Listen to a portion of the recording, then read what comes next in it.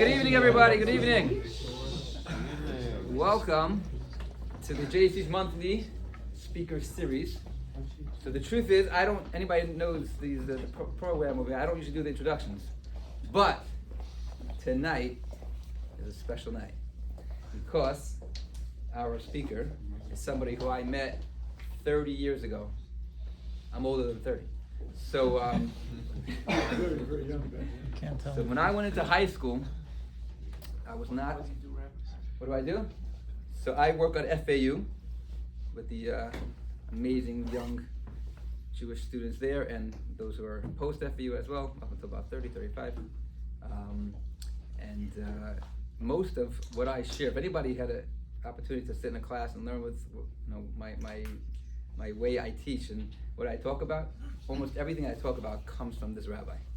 When I went into high school 30 years ago, Judaism was not exactly on the priority list in my to-dos.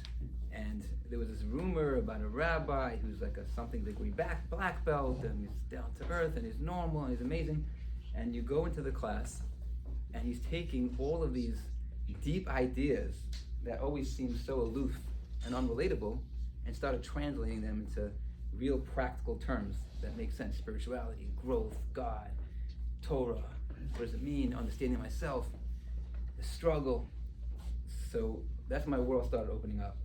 And most of what I teach, you've seen this book, our series, and I'm sure you've all seen it, comes from this book right here, which is really just the first chapter of one of the ancient writings that we all study in many Jewish circles. So Rabbi Shafier has been doing this for many, many years, but ever since then he's left that high school that I first met him at, and he's created a program where he brings to regular Jewish people who have grew up with a strong background, without a strong background, and just opening up, inspiring, helping them to connect and to grow and to really understand what life's about.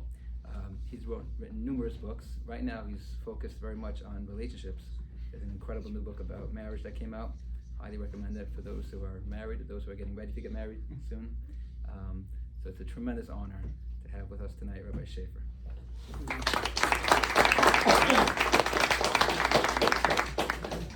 I'm not going to share with you the Rabbi Goldstein you see now here today was not the same fellow back in high school. He was much better then. But no, he was, yeah. Baruch Hashem. Okay, thank you. Thank you, Rabbi Shafier, for inviting me. What I'd like to share with you this evening is what I call the 2 success principles of life. If you find me a human being who succeeded in any endeavor in life, be it business, be it academics, be it a writer, find me a human being who accomplished something and reached heights, I guarantee they have these 2 principles firmly entrenched in their essence. And if you find me a human being with all the talents, all the abilities, but they don't have these 2 principles really right there in front of them, I guarantee they won't become a fraction of what they could be. And to share with you these 2 principles, the first one, I'm going to bring you a section from the Talmud. We're going to discuss it a little bit, and we'll bring down that principle from there. And the second one we'll get to a little bit later. The Talmud tells us that when a person's done his job on this planet, he stands in front of God, and the very first question that God asks is, Ma lo asakta b'Torah? Why weren't you involved in Torah study? I gave you a Torah that was a spiritual guidebook. I gave you a Torah that gave you all the direction to deal with life situations. But more than anything, I gave you the Torah that was spiritual nourishment to give you the power to grow, to accomplish. Why didn't you study it? Why weren't you involved in it? Why didn't you become the great human being you could have been? And the Talmud tells us that each person has his story, his litany of excuses. I would have, I could have, I should have, but I didn't. And the Talmud gives us an example. A poor man walks in, and the first question God says is, why didn't you study the Torah? Why didn't you learn the Torah? Why didn't you become great? Me, I was a poor man. I had to work 14 hours a day, 6 days a week. What do you want from me? And the Talmud tells us that God says in answer to him, you are no more poor than was the scholar Hillel. And then the Gemara, the Talmud tells us a little bit of the events of Hillel's life. Hillel, well, he was already a great scholar in the Jewish nation, earned his daily living by collecting kindling wood. He would go into the woods and collect these twigs, and he would go door to door selling them. Each day he would go into the woods, each day he would sell these kindling woods, and each day he earned a tarpik. A tarpik was then the smallest coin in the land. Half of that money he used to pay his household expenses. Half of that money he used to pay the shomer beis medrash, the guardsman who guards the study hall. In those days, the study hall was out in the woods, and there was a guard who protected the Jews learning there. The guardsman earned his keep by collecting a fee. Every day Hillel went into the woods and gathered the wood. Every day Hillel paid the guardsman. One Erev Shabbos, one Friday, it was the winter time. Apparently Hillel didn't have time to gather wood. He comes to the guard and says, "Sir, every day I'm here. Every day I gladly pay you. Today I didn't have time. I wasn't able to gather wood. I wasn't able to sell it. Please let me in." The guard looks at him and says, "No, please, no, please, no." And says Hillel, "I can't leave God's living Torah." He goes to the side of the building, climbs up, and he listens to the lecture from the skylight, listening in. Now it's not clear what happened. He either fell asleep or he lost consciousness, but that night it began snowing. In the morning, the two people who ran that beis medrash, the two scholars, came in, and they saw it was dark. They look up, and they saw in the skylight the image of a man covered with mounds and mounds of snow. "Quickly, someone get him down, get him down."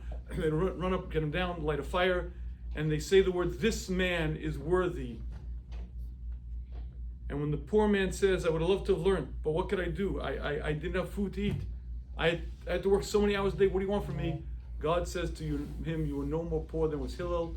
If Hillel could have succeeded, so too could have you." And that's the section of the Talmud. And I got to hear my Rabbi, my mentor, Rishiva, ask a question on this section of Talmud that's very penetrating, but there are two parts to it. The first part is like this. If I stand in front of you and I say something, maybe I'm telling you the truth, maybe I'm not, but you can't know. You could see my outside, you could hear my words, but you can't tell what I'm thinking, you can't read inside me. But that's because I'm here inside this body and you can't tell what I'm really thinking. The problem with this section of the Talmud is it's discussing not you and I, and not here and now. When I'm done my job, my body's put in the ground, I stand in front of God. So here's the question. What does God need Hillel? If Hillel could have done it, so too could you. God is the creator of the heavens and the earth. God made this poor man. God knows the capacity of this poor man. Let God peer into the essence of the poor man and say, you could have done it or you could not have done it. Why does God need Hillel? If Hillel could have done it, so too could you. God doesn't need the frame of reference of Hillel to prove that this man could have done it. But there's a second part to that question that's a little bit more penetrating. And they say in the name of the Vilna Gaon, name of the Gaon, that the most painful moment in a person's life is not that fatal car crash, not when you hear the shattering glass, the twisting metal, not even when you realize the EMTs are pulling the sheet over your head, and not even when you attend your own funeral. They say in the name of the Gaon from Vilna that the most painful moment in a person's life is when they take me out to that cemetery, they put me into that deep pit, and my body begins getting covered, the coffin gets covered with a layer of dirt, and at that moment I separate. But I separate means me. I, the one who thinks, I, the one who feels, I, the one who remembers. I leave this body behind. I stand in front of the heavenly tribunal, and they hold up this picture of this great man, this tremendous person, this man who changed himself and changed the very generation they lived in. And they say to me, why didn't you become that? Me, little me? I don't mean to be that great man, illustrious giant. What do you want from me? And they say in the name of the Gaon from Vilna that the most painful words a human being will ever hear are the words, that is you. That is you had you actualized your potential. That is you had you become what you could have been. That is you had you become what you were destined to be. But you see, my friends, the picture is a picture of me. I'm not asked to be you. You're not asked to be him. None of us asked to be different human beings. Each of us are given different temperament, different abilities, different talents. And each of us are asked the most demanding question a human being could ever be asked. And that is, how much of you did you become? 80%, 60%, 40%. But the scale of measure is not somebody else. The scale of measure is me. Based on my talents, my abilities, how much of I did I become? So if the first question is, God doesn't need Hillel as a scale of measure, the second question is, Hillel is the wrong scale of measure.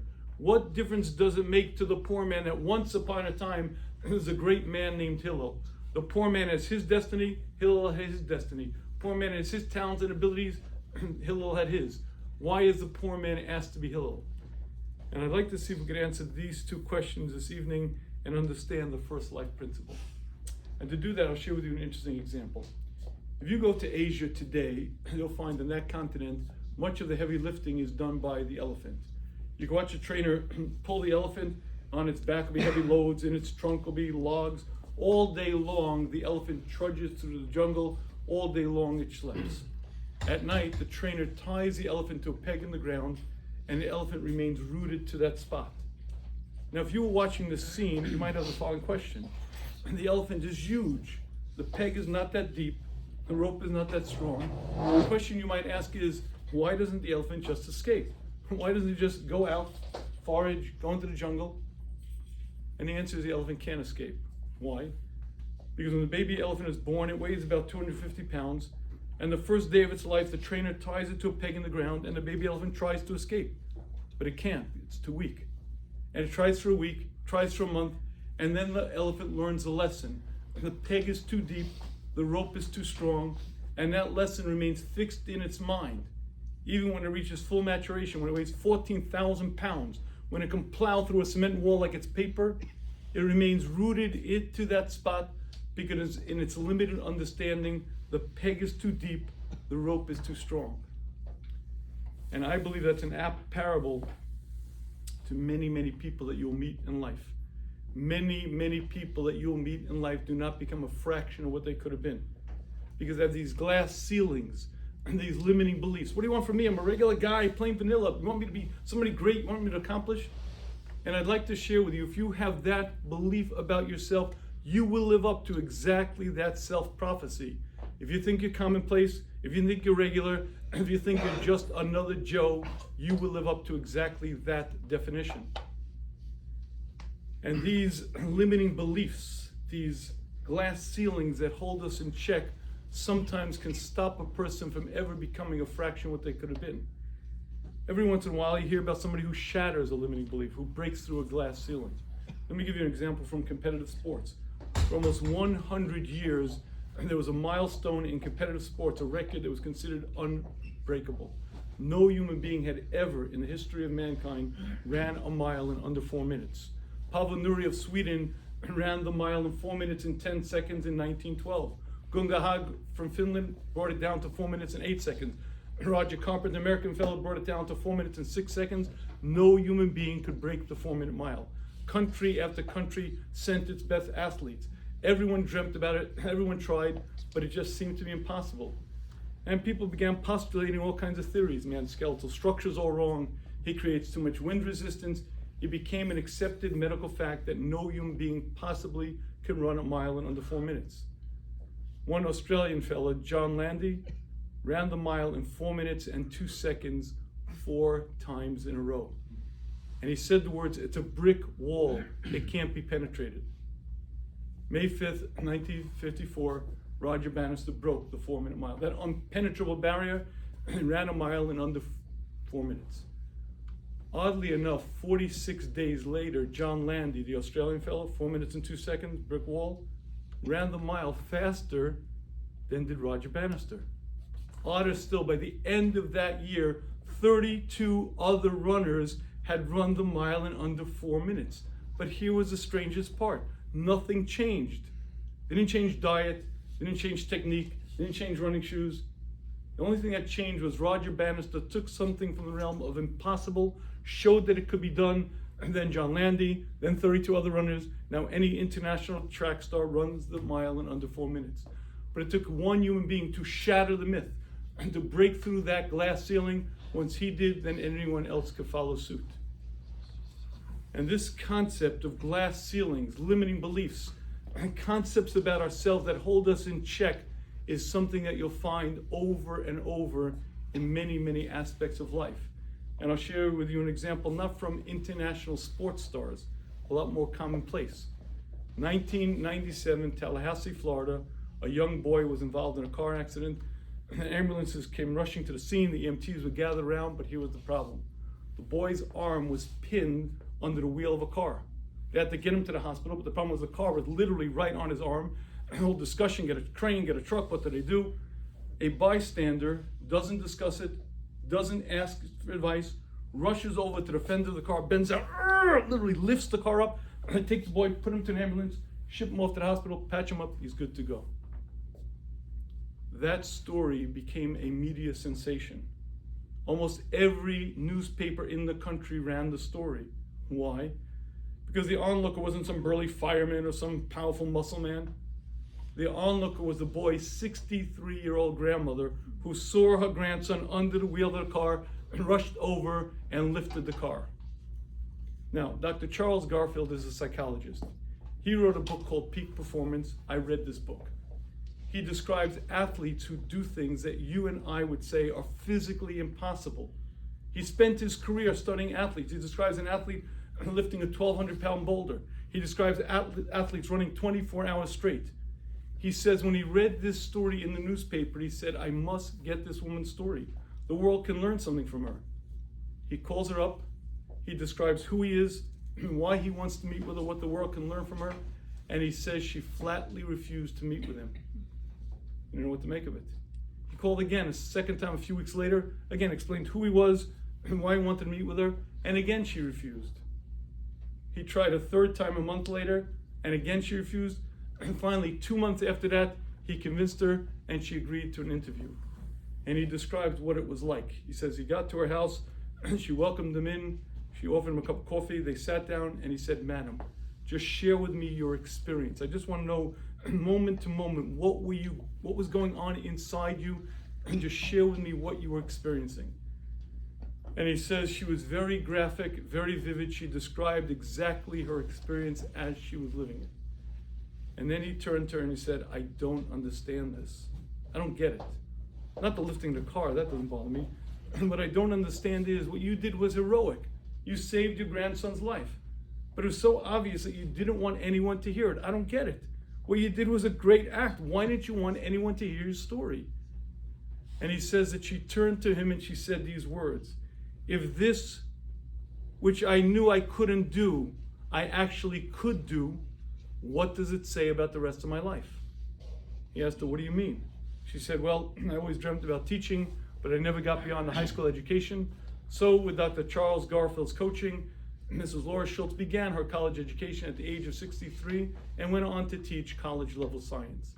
But here's the punchline. In the world that you and I live in, grandmas don't lift cars. The boys stay stuck there until they get a crane, until they get some heavy machine, until the grandmother sees that it's her grandson, until the grandmother sees that if she doesn't do it, the boy will stay stuck there, and she rushes over, does that which she never thought she could do, marshals strength she couldn't imagine, taps into energy she couldn't envision, and breaks through a glass ceiling. And I heard my Rabbi, my mentor, the Shiva, explain the Gemara this way. The poor man is not asked to become Hillel. The poor man is not asked, why didn't you be just like Hillel? The poor man is asked a much more demanding question. There was a man in your generation who was equally poor who reached his potential, and why didn't you use him as a hero? He broke through that myth. He broke through that glass. He showed that it could be done. Why don't you put him up on your mantelpiece? Why don't you say the words, if Hillel could become what he could become, I could become what I could be. The poor man is not asked to be Hillel. The poor man is asked, why don't you use Hillel as a hero? Why don't you use him as an icon? Why don't you put him up there and say the words, if he could do it, so too could I, so too can I reach my potential. And my friends, this is the first principle of success in life. You have to have lofty goals. You have to have visions. You have to have aspirations, and you have to have heroes. People who are better at things than you, people who are more advanced, and you have to say the words, if he can do it, so too can I. If she can do it, so too can I. And it motivates you, you get moving, you change the direction of where you're headed. And this is the first principle of success in life. You have to have real goals, lofty goals, and you have to have heroes. However, if you have lofty goals, and you have this first principle firmly entrenched in your essence, and you live it, but you don't have the second principle really right there with you, I guarantee you're going to fail. What is the second principle of success in life? So to share that one with you, let me take you to a different stage in my life. After high school, we learned in Beis Medrash. Beis Medrash is a full-time study of Torah, and I was invited to join an exclusive group of Musar Habura. A Musar Habura is a small group of fellows, usually about the same age, And each week someone is asked to produce a novel concept of, it might be character trait development, it might be some aspect of Judaism, and each week another fellow presents. In any case, I was invited to join this exclusive group, and the first week someone came in with a Gemara, a Talmud, section of Talmud, brought a beautiful point. We discussed it as a group, how it could apply to us. Very nice. Second week, someone brought in an interesting concept in character development from the Chumash, from the Bible. Third week, someone brought in a Musa Sefer, one of the classical commentaries. Fourth week was my turn to present. But I walked into the room not holding a Talmud, not holding a Bible, not holding a Musa book. I walked in holding a picture sports book. Now, those looks turned pretty dirty. I was in Shafier, what do you want with the picture sports book? So I took this picture sports book and I opened it to the center section, and there you saw Muhammad Ali holding up the heavyweight championship belt. Those looks turned pretty dirty. I was in Shafier, what do you want? I said, tell me what you see. All right, we get it. Frazier been world champion. Ali just won the fight. What do you want? I said, exactly. When you look at that picture, what do you see? You see victory. You see glory. But what you don't see is that Muhammad Ali was driven directly from the fight to the hospital. You see him in his moment of glory. You see him in his moment of victory, but you don't see that the world heavyweight champion got so beat up in the fight that for 3 weeks, for 21 days, he could not get out of his hospital bed. And that is the second principle of success in life. You gotta know how to take a punch. Because I don't care how fast you are, I don't care how much talent you have, you're gonna get knocked down and you gotta get back into that fight time after time after time. Now folks, anyone here box? Okay, good, okay. What does every semi-pro professional fighter have in common? No. You don't know? Anybody, what does any professional fighter have in common? Almost any pro, even semi-pro, has in common. Boxing, anyone? No? Anyone know? No? Technique. I'm sorry? A technique. Technique? Yeah, could be a little bit. You'll get hit. You know, get hit? All right. So I'll share with you. Any professional fighter, I guarantee, has one thing in common. They are all ugly. Ugly. I'll explain to you why. I don't care what you look like when you join the gym. You get smashed, it swells, you get smashed, it breaks. After 8 years of getting pummeled, the human face was not designed to be a punching bag. And you see, that's the point. No matter how fast you are, you're gonna get hit, you're gonna get knocked down, and you're gonna look very different. In professional fighting, there was one fighter, the cleanest fighter in boxing, Pretty Boy Ali. Float like a butterfly, sting like a bee, you watch him duck, you watch him slip. He never got hit. He was the cleanest fighter in boxing. Muhammad Ali once estimated that in his professional fighting career, he got hit in the head at least 1 million times. That means at least 1 million times some 220-pound animal smashed him full force in the jaw. That was Pretty Boy Ali, the cleanest fighter in boxing. And what I wanted to share with my friends that day was that that is the second principle of success in life. I don't care how fast you are, I don't care how talented you are, you have to know how to take a punch and get back in, because you're going to make some, you're going to lose some, and the ability to know how to pick yourself up off the canvas and get back into that fight time after time after time is one of the principles of success in life. But, okay, we don't have too many ladies here, but okay, this is not about tough and rumble fighting over here. What is the most feminine of competitive sports? Gentlemen, we'll ask you that question. What is the most feminine of competitive sports? Tennis. Tennis? Volleyball? Shopping is not a competitive sport. I'm sorry, ice skating, yes, figure skating. I have 4 daughters, you know, put on a leotard, you jump, yeah, okay. It is my firm belief that the most feminine of competitive sports is figure skating. Okay. The 2006 Olympic medalist was won by a young Japanese girl. But let me tell you first a very important lesson. Coaches have one criteria for determining whether a girl has it within her to be an elite athlete. What's that criteria? How many times she's able to fall on the ice and get back up. And they explain why. See, the first time the coach teaches you a new jump, you go home and practice it. It's on the carpet, you jump and you spin, you miss. Not a big deal. Fall on the carpet, it's okay.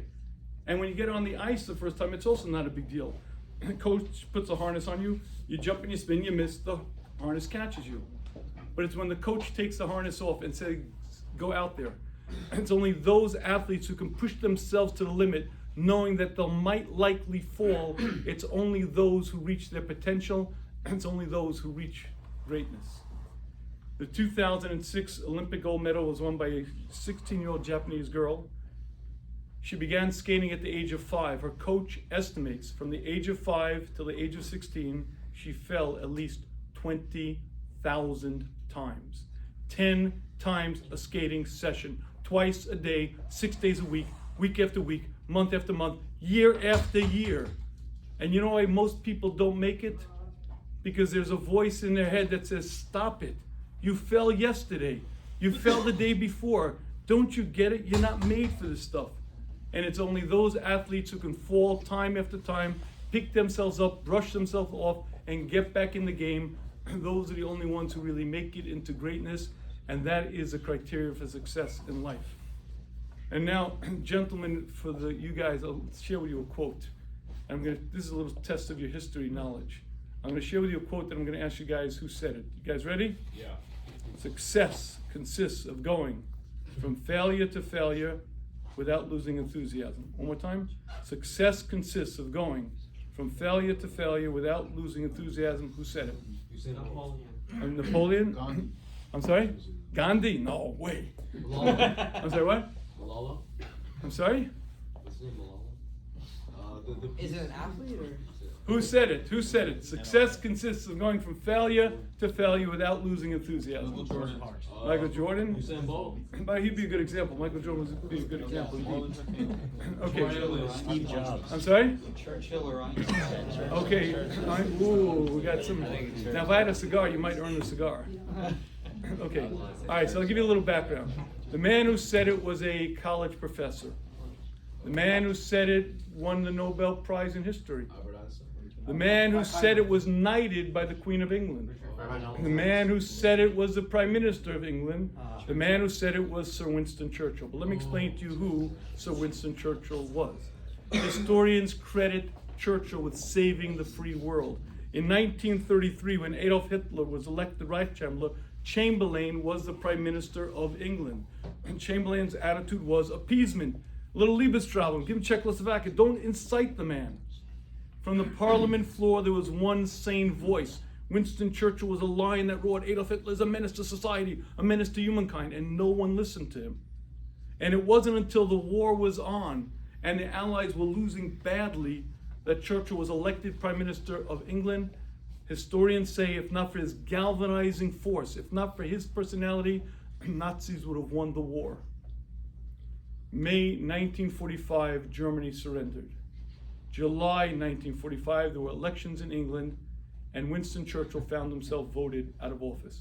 A great wartime prime minister, but this is peacetime, we need a different type of leader, we need a builder. After bringing England to its finest hour, after saving civilization, he found himself unemployed on the streets. He went on to write that 6 treatise work that won him the Nobel Prize. He went on to fight communism, but that was his life. Success consists of going from failure to failure without losing enthusiasm. And that is the second principle of success in life. You got to be ready to get knocked down and get back in the game. Get knocked down and get back in the game time after time after time, because I don't care what you endeavor to do. If you set lofty goals, you're going to make some, and you're not going to make some. And you're going to find yourself on the floor sometimes. Viktor Frankl was a Viennese psychiatrist. Viktor Frankl discovered that he was Jewish when he was put on a train bound for Auschwitz. Viktor Frankl wrote a book after the war called Man in Search of Meaning. And there are 2 parts to the book. It's a slim book, but there are 2 parts to it. The first part, he describes what it was like in Auschwitz, but not just what it was like. He steps away and tries to take a psychiatric vantage point. He tries to just be an observer, and it's a harrowing read. The second part of the book is a very different part. The second part of the book, he describes what it was like when he landed on these shores, and he opened his practice on the Upper East Side. He had been a world-famous Viennese psychiatrist. He put out his shingle, and very quickly his practice was filled. But he described that he began seeing patients and he began seeing symptoms that he didn't recognize, that he hadn't seen in decades of psychiatric practice in Vienna. He describes a woman would come in and he would say, "Madam, what can I do for you?" "Well, doc, I'm depressed." "I'm sorry to hear that. Is it your job?" "No." "Is it your marriage?" "No." "Is it your kids?" "No." So why are you depressed? I don't know, doc, that's why I'm here. A gentleman will come in mid-40s, successful. What can I do for you? Well, doc, I'm really down. Is it your marriage? No. Your kids? Your business? Your tennis game? No. Why are you depressed? I don't know, doc, that's why I'm here. Patient after patient would come in without an attributable cause. If you have a predisposition to depression, it's a gift from your family genetics, that's a reason. If you lost a husband of 35 years, that's an attributable cause. It's a reason to be depressed. Patient after patient came in without a reason. And his conclusion was that these people were depressed because they had no purpose in life. And from a secular vantage point, he says, man without meaning, a man without purpose should be depressed, will be depressed. Because you make some money, then you spend the money, you make some more money, then you spend the money, and then you wake up and you realize, I'm 45, I'm 50, I'm 60, what's the reason for life? What's the purpose of life? What am I doing here? To make more money, to spend that money, to have kids, to have them make more money? What's it about? And his principle is, a man without purpose, man without meaning should be depressed. My friends, what does this have to do with us? Hashem gave us a Torah with all of the directives, with all of the guides, with everything, how to live your life from the big picture issues down to the minutia, how to approach life situations and how to approach your family, how to deal with society and how to deal with your neighbors. But it's an encompassing directive in every aspect of your life, and it's a purpose, it's a meaning by our Creator, the one who made us. And he said, follow this guidebook. Follow this guidebook, you'll grow, you'll be happy, you'll live a fulfilling life, you'll live your purpose in life. Avoid it, and who knows what, all bets are off. My friends, I don't want to seem like an old timer over here, and I'm not the oldest person in the room, but I'm older than some of you guys. And I got to share with you, it is not a happy world out there. I don't want to be a depressing person, and I enjoy life, and Baruch Hashem, I have a family, and I'm very happy, but you look a little bit around the world and you see a lot of pain, a lot of suffering. But you understand pain is inevitable. Suffering is optional. You break your arm, you're in pain. But the vast suffering that most of us go through is self-inflicted. It's my attitude, my approach. It's the way I view things. And that is optional. And it's not part of the master plan. Hashem created us to grow, to accomplish. Hashem gave us a Torah that shows us exactly how to live our lives, and Hashem wants us to be happy, fundamentally happy. Does it mean every minute of life is grand and glorious? No. There'll be ups and downs and bumps along the way, but within your heart there's supposed to be a joy of living, because you're supposed to understand life. But to understand life, you have to know why you're here, what the purpose is, and you have to understand that you were here to grow. I think this section of the Talmud shares with us a tremendous insight. The poor man is asked one penetrating question. You weren't put on the planet to whatever. You weren't put on the planet and just figure it out on your own. It's not like God said, hey, I'm going to create you, but I'm not going to tell you why. I'm going to put you on the planet. I'm not going to give you any direction. Just figure it out on your own. God gave you a very clear plan, a very clear manner to live, a very clear directive. Why didn't you follow it? Why didn't you become that great human being you could have been? Why didn't you grow and accomplish? Why did you just waddle in the mud? And when the poor man says, I would love to learn, but what do you want from me? I was too busy. You were no more poor than was Hillel. If Hillel could have done it, so too could you. If Hillel could have shattered that myth and broke through that glass ceiling, so too could you. And my friends, that is the first principle of success in life. Like that mighty elephant that's held in check because it has limiting beliefs, because in its mind the rope is too strong, the peg is too... Many people don't become a fraction of what they could have been because they have these versions of themselves as tiny little people. What do you want from me? You want me to be great, accomplish something, set goals, change my life, become somebody? And you will live up to that self-prophecy. When you read about somebody shattering such a limiting belief, whether it's a 4-minute mile, whether it's a grandmother picking up a car, you begin to realize our potential is far greater than what was sold as a bill of goods, that you're just whatever. And my friends, you guys, especially younger people, and I'm not gonna sound too old, the biggest lie that society hoists upon you is you are whatever. Whatever. It doesn't matter, whatever. It just doesn't matter, whatever. I'll share with you a little secret. You began under God's throne of glory. And God said, this is the life that you shall be born into. And this exact birth order, in this exact family, with these amount of talents, these amounts of abilities, go out there, ford those streams, become great. I don't believe God created any human being for mediocrity. Whatever, just, live your life, hang out, whatever. God created each of us to become great, and He gave us all the directions, exactly the spiritual guides. We have to follow it. You guys here have an opportunity. The JEC is an organization built to teach, to help, to guide. You have rabbis here, Rabbi Feder, Rabbi Goldstein. I can tell you he's great. I know him since he's younger than you guys. But you got to be open, you got to hear, you got to come, you got to learn, you got to listen.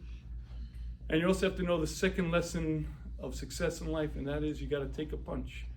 Because if you set goals, whether it's to grow in any area in life, I guarantee you're going to hit some, you're going to miss some, and it's only your ability to get back in the game time after time after time that's going to allow you to become what you could be.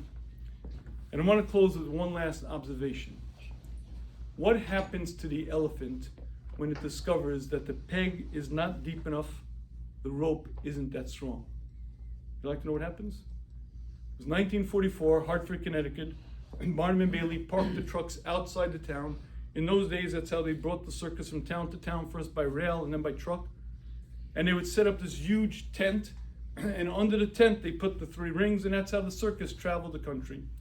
In any case, it was Hartford, Connecticut, and the tent was put up. Now, in those days, they used to treat the tent with paraffin. Paraffin is water repellent, but paraffin is also highly flammable. In any case, the tent is up, the crowd is gathered, the show is on, and somehow the tent itself caught fire. Smoke, flames, pandemonium, people screaming, yelling, 121 people died. They finally put the fire out, and the circus crew began gathering together what was left of the circus, and the trainer discovered that the elephants were gone. See, the elephants had been tied up at that time. It wasn't their turn to be in the show. They had been tied up, but the smoke, the flame, the yelling, the screaming, apparently the elephants escaped, and the trainer couldn't find them. He took a bunch of guys with him, and they started walking. And he describes he walked and he walked and he walked about a mile down in a meadow. He found a small herd of elephants. He gave each of the guys a rope. They each tied it to the elephant, and they brought them back to the circus grounds. The trainer tied each elephant to the peg in the ground, and the trainer turned around. No sooner did he turn around than the elephants walked away. He brought them back and tied them again. They walked away. Tied them a third time. Barnum and Bailey had to retire that herd. They had to bring in a whole new herd of elephants. Because of smoke, the fire, somehow the elephants forgot.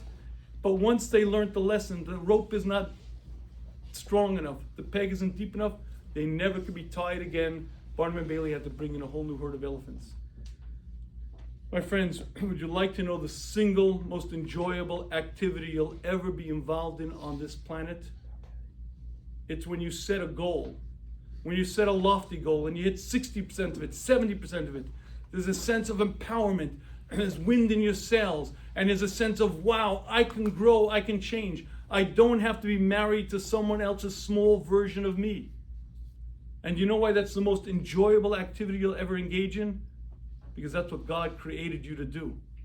God made each of us imperfect, put us in the world, and said, go perfect yourself, grow, change the essence of you. Here's the Torah, here's the spiritual guidebook. Just do it, follow it, grow, become the great human being you can become. And when you set lofty goals and you reach even parts of it, it's one of the most enjoyable activities you'll ever accomplish, because that's what you're put here to do. And now questions, thoughts, observations.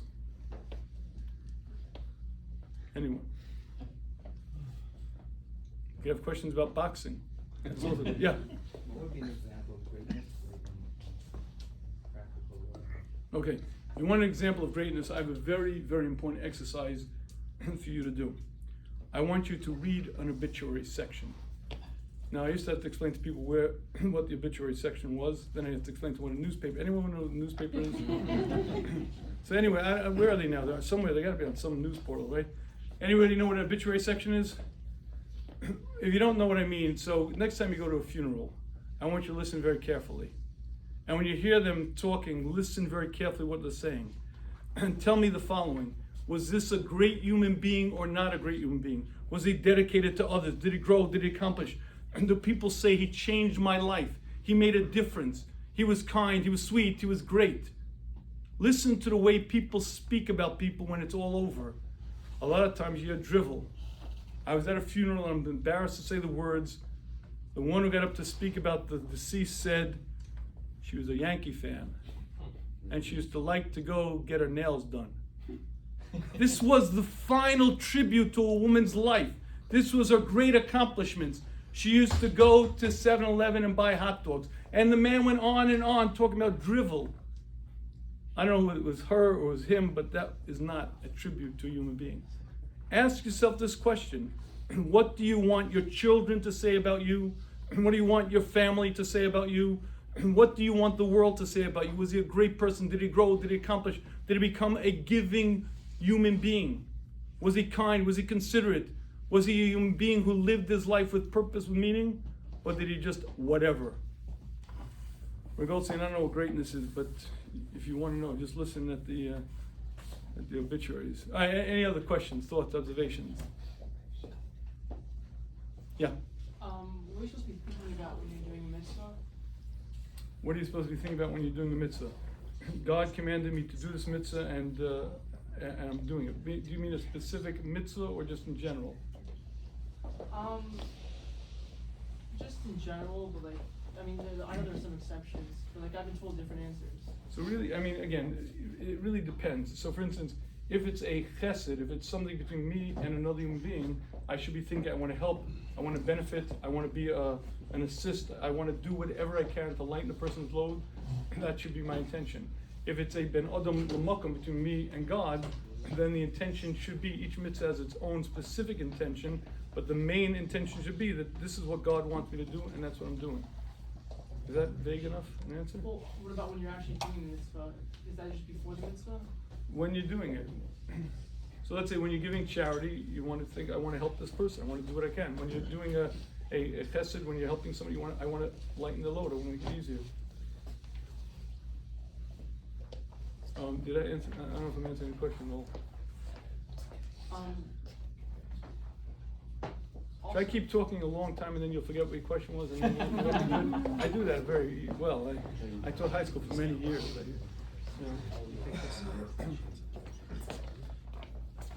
Oh, this is a good book, by the way. I want to thank the JEC and Rabbi for sponsoring this book. Stop Surviving, Start Living. I